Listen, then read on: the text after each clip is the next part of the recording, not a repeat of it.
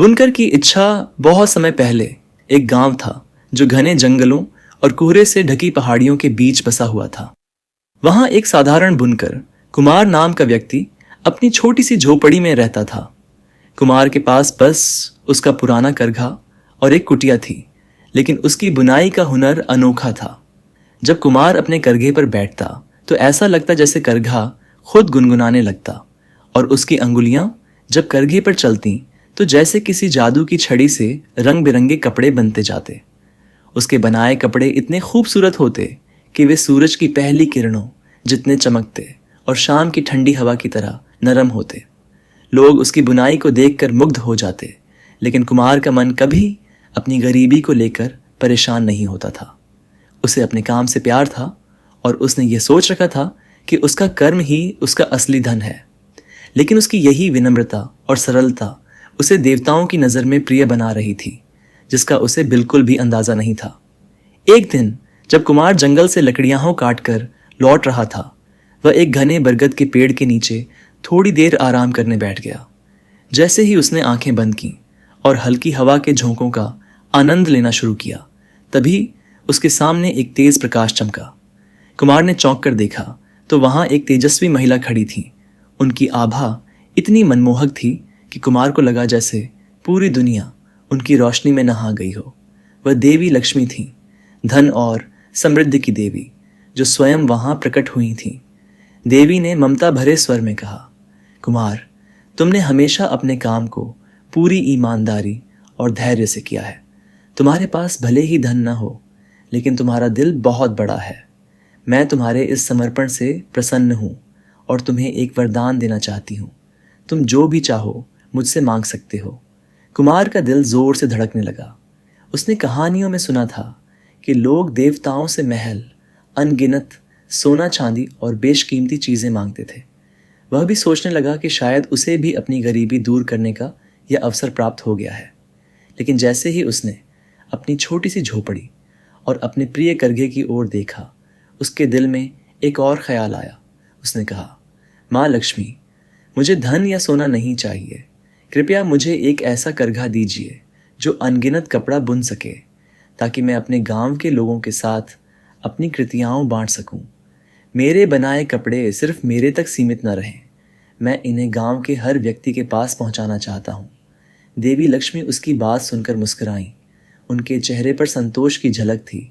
उन्होंने कहा, कुमार, तुम्हारी इच्छा मुझे बहुत भाई, ऐसा ही होगा। यह करघा तुम्हें अनगिनत कपड़ा बुनने का वरदान देगा, लेकिन ध्यान रहे कि इसका उपयोग सदैव परोपकार के लिए हो। इतना कहकर देवी ने अपने हाथ से एक सुंदर चमकदार करघा कुमार के झोपड़ी में प्रकट किया और अदृश्य हो गई। कुमार ने अविश्वास से उस नए करघे की ओर देखा। उसके दिल में एक अजीब सी उमंग उठी और वह भागता हुआ अपनी झोपड़ी में पहुंचा। उसने करघे के पास बैठते हुए अपने पुराने करघे को विदा दी और नई करघे को संभालकर बुनाई शुरू की।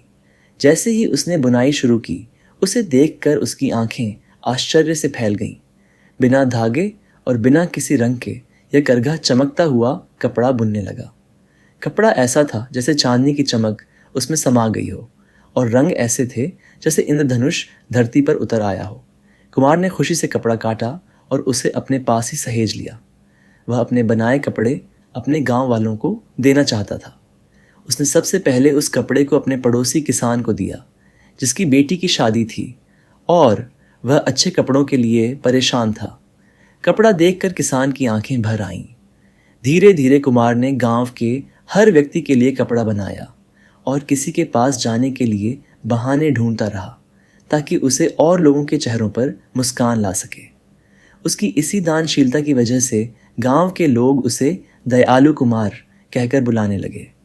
उसकी बनाई हुई साड़ियाँ, धोती और बच्चों के कंबल हर किसी के घर में एक नायाब तोहफे की तरह संभाले जाते थे। लोग कहते, ये कपड़ा तो जैसे आशीर्वाद से बसा हुआ है, और उसे बड़े ही सम्मान के साथ पहनते थे।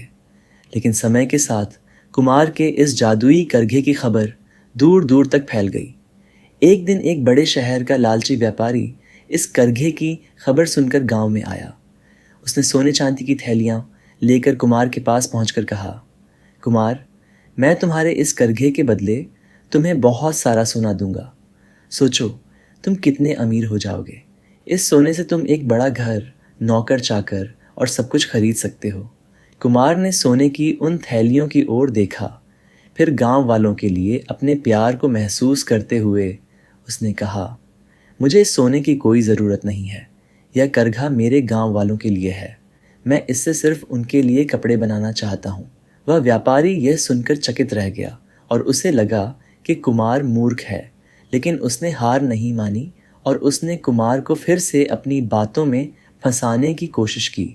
देखो कुमार, अगर तुम इस करघे को मुझे बेच दो तो मैं इसे बड़े पैमाने पर उत्पादन करूंगा और इसे पूरी दुनिया में बेचूंगा। सोचो, तुम्हारे कपड़े हर जगह लोग पहनेंगे और तुम्हारा नाम चारों दिशाओं में प्रसिद्ध हो जाएगा। कुमार को यह विचार भला तो लगा, लेकिन फिर उसने सोचा कि उसके कपड़े गांव के लोगों के लिए ही बने हैं और यही उसकी सच्ची पहचान है। वह एक लंबी सांस लेते हुए बोला, मैं इस करघे को बेचकर अपनी आत्मा का सौदा नहीं कर सकता। उस व्यापारी ने हार मान ली और गुस्से में वहां से चला गया। कुछ समय बाद गांव में एक कठिन समय आया। एक लंबी सूखा पड़ा और फसलें बर्बाद होने लगीं। लोगों के पास खाने के लिए भी कुछ नहीं बचा। लेकिन कुमार का करघा अनगिनत कपड़े बुनता रहा और उसने उन कपड़ों के बदले लोगों को खाने की